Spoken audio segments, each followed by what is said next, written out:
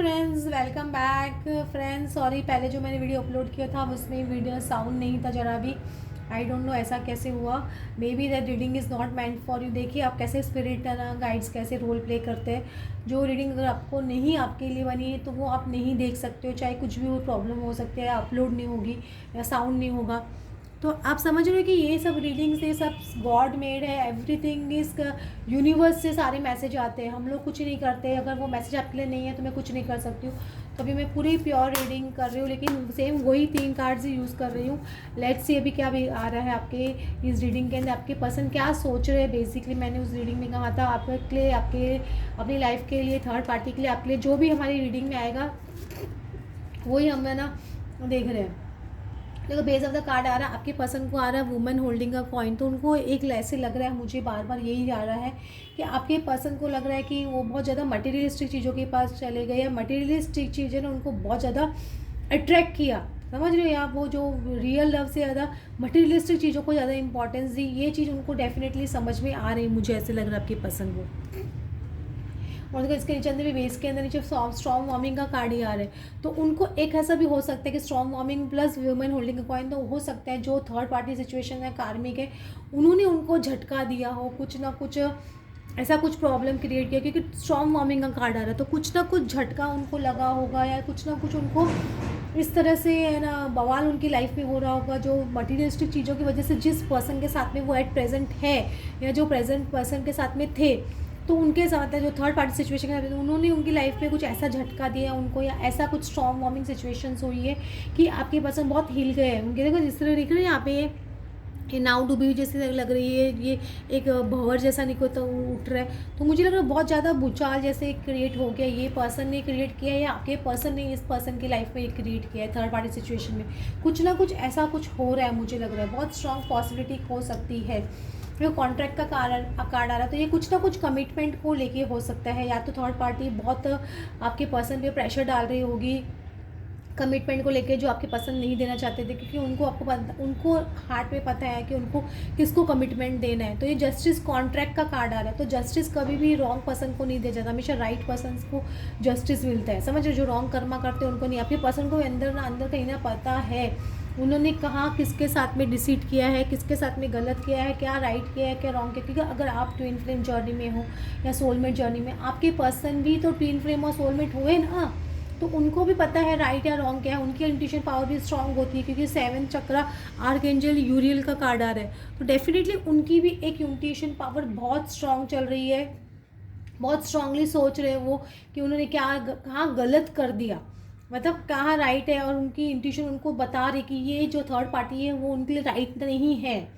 बहुत सोचा है आपके पर्सन ने इसके बारे में। थिंकिंग मैन का कार्ड आ रहा है, बहुत ज़्यादा डीप में जाके इन्होंने ये सब चीज़ सोची है कि वो कहाँ गलत जा रहे हैं, कहाँ गलत कर रहे हैं, किसके साथ में सही है, किसके साथ में गलत है। तो इसलिए उनकी लाइफ में स्ट्रॉन्ग चल रहा है बेसिकली। ये एक चीज़ है ना, एक इंसान के क्योंकि 7 चक्र यूरियल का भी कार्ड आ रहा है, तो उनकी वो क्या बोलते हैं, थर्ड आई चक्र ऊपर का क्राउन चक्र एक्टिवेशन हो रहा है। तो उनको चीज़ें समझ में आ रही, बहुत ज़्यादा सोचने में टाइम उनका जा रहा है बेसिकली। आप देख पा रहे हो ना ये पर्सन कितना सोच रहे हैं। थिंकिंग मैन, 7th चक्रा आर्कएंजल यूरियल। तो ऐसे जब इंसान की जब बुद्धि खुलती है तभी भी इंसान को बहुत झटका जैसे लगता है। जैसे आपको लगा होगा जब आपको पहली बार पता चला कि ये कनेक्शन बहुत स्ट्रॉन्ग कनेक्शन आपके पर्सन के साथ में, एक स्ट्रॉन्ग बॉन्ड आप फील करते हो उनके साथ में, जो किसी और के साथ में फील नहीं किया। आपको जब पहली बार मालूम पड़ा कि आप एक ट्विन फ्लेम जर्नी में, आपको किस तरह से झटका लगा कि वाह ये चीज़ थी, इसलिए मैं इस पर्सन को भूल नहीं पा रहा था या पा रही थी। तो वही चीज़ आपके पर्सन के साथ में भी हो रही है, और उनको ये कमिटमेंट का कॉन्ट्रैक्ट का मीनिंग समझ में आ रहा है। सपोज़ कुछ केस में पर्सन आपके कमिटमेंट की वजह से भाग रहे थे आपसे, उनको कमिटमेंट देने में झिझक बहुत ज़्यादा हो रही थी, वो डरते थे कमिटमेंट से। तो ये चीज़ भी उनको समझ में आ रही है, कमिटमेंट की तरफ वो बहुत सोच रहे हैं, ऐसे भी बोल सकते हो। उनका 2nd चक्र आर्कएंजल एरियल आ रहा है। तो मतलब 2nd चक्र आर्कएंजल एरियल होता है, उसके बाद बहुत ज़्यादा क्या होती है, प्लेजर की एनर्जी, सेक्सुअल एनर्जी बहुत ज़्यादा इंसान की होती है। तो उनको ये चीज़ भी समझ में आ रहा है कि ये जो लस्ट की एनर्जी और ये जो लव की एनर्जी है बहुत डिफरेंट है। समझो, अगर वो किसी चीज़ की मटीरियलिस्टिक एनर्जी है जो प्लेजर देती है खाली, मतलब थर्ड पार्टी सिचुएशन के साथ में थे तो उनको लगा वहाँ पे वो सिर्फ प्लेजर की वजह से थे, इनर हैप्पीनेस की वजह से नहीं थे, एक ट्रू लव की वजह से नहीं थे। जो उनको पता है कि वो खुद को ही धोखा दे रहे थे इस चीज़ में, या खुद को ही बरगला रहे थे, या खुद को ही है ना, आपसे आपको धोखा नहीं दे, खुद को ही धोखा दे रहे थे। उनको ये चीज़ समझ में आ रही कि वो थर्ड पार्टी सिचुएशन में जा रहे थे या थर्ड पार्टी के साथ में थे, तो थर्ड पार्टी को तो धोखा दे ही रहे थे, लेकिन खुद को भी धोखा दे रहे थे, आपको भी धोखा दे रहे थे।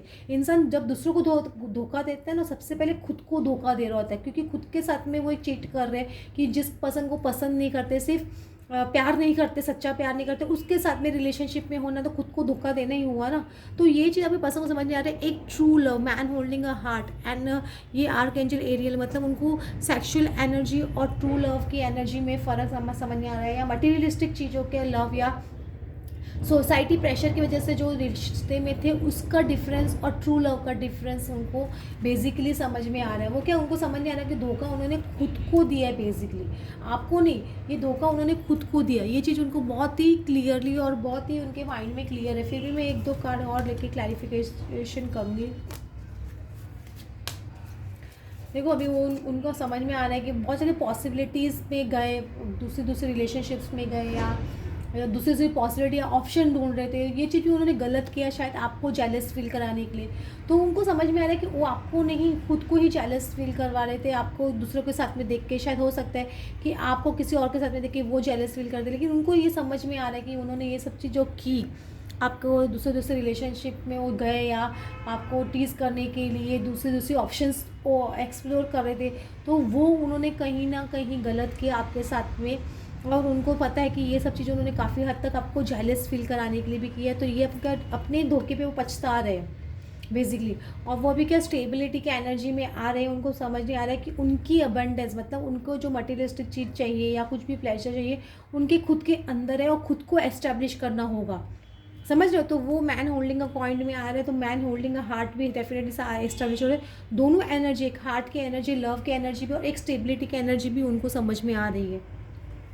तो ये चीज़ आपके पर्सन को बेसिकली अभी एट प्रेजेंट मुझे लग रहा है कि समझ में आ रहा है कि उनको खुद का धोखा बहुत क्लियरली दिखाई दे रहा है कि वो धोखा आपको नहीं, खुद को ही दे रहे थे। देखो फैमिली रूम का कार्ड भी आ रहा है, कम्युनिटी का कार्ड भी आ रहा है। तो फैमिली में मुझे लग रहा है कि कुछ लोगों के केसेस में फैमिली बहुत ज़्यादा प्रॉब्लम्स क्रिएट कर रही थी। तो ये भी उनको लग रहा था कि राइट नहीं था, सही कहीं ना कहीं ये उनको समझ में आ रहा है कि फैमिली के प्रेशर में बहुत ज़्यादा काम किया, या फैमिली वालों ने कम्युनिटी, मतलब जो उनके समाज है उनकी वजह से जो प्रेशर क्रिएट किया, या उनके जो फ्रेंड सर्कल्स है उसकी वजह से वो बहुत ज़्यादा दूसरे रिलेशनशिप्स में चले गए, अपनी एक प्राइडनेस की वजह से, ईगो की वजह से, या बहुत ज़्यादा एक्सपेक्टेशन, फैमिली एक्सपेक्टेशंस की वजह से उन्होंने ये सब किया। तो उनको समझ में आ रहा है कि ये सब चीज़ उन्होंने गलत की। बेसिकली उनको आपकी एक्सपेक्टेशन भी समझनी चाहिए थी, आपकी फैमिली की एक्सपेक्टेशन भी समझनी चाहिए थी, ये जो उन्होंने कभी समझी नहीं। समझ रहे हो? आपकी एक्सपेक्टेशन, आपकी फैमिली की एक्सपेक्टेशन कभी उन्होंने देखी ही नहीं, वो चीज़ भी उन्होंने इग्नोर की। ये चीज़ भी उनको समझ में आ रहा है। अभी वो ऑफिशियली, अब उनको ये ना ऑफिशियली आपसे बात करेंगे इस बारे में, ऐसे नहीं कि बात नहीं करेंगे। अब कुछ लोगों केसेस में चाइल्ड इन्वॉल्व है, तो वो चाइल्ड के बारे में भी डिस्कस करेंगे थर्ड पार्टी के साथ में। सपोज कोई चाइल्ड इन्वॉल्व है, या आपके साथ में कोई चाइल्ड इन्वॉल्व है, या उनकी जो चाइल्डिश बिहेवियर है उसके बारे में भी वो डिस्कस करेंगे। मुझे लग रहा है काफ़ी चीज़ों के बारे में आगे पर्सन को रियलाइजेशन, बेसिकली बोलते हैं एक रियलाइजेशन समझ में आ रहा है उनको, और एक मैसेज मुझे डेफिनेटली उनकी तरफ से आते हुए दिख रहा है, या मैसेज उनको यूनिवर्स की तरफ से मिल रहा है। ये चीज़ उनको डेफिनेटली समझ में आ रही है, मैं आपको ऐसे बोल सकती हूँ।